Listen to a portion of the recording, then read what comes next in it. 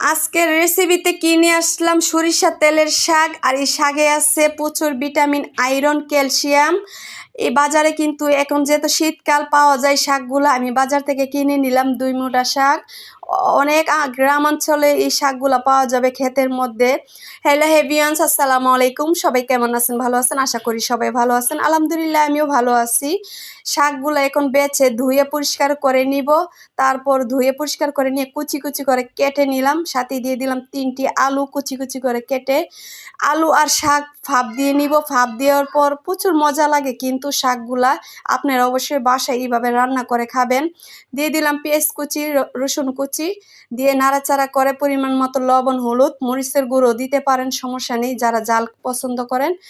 আর দিয়ে দিলাম এখন শাক, নেড়ে ছেড়ে উলট পালট করে কয়েকটা কাঁচামরিচ দিয়ে আমার রান্না কমপ্লিট হয়ে গেছে। শাকগুলো পরিবেশন করে নিলাম। আজকের ভিডিওটা এখন যদি ভালো থাকবেন, আল্লাহ হাফেজ।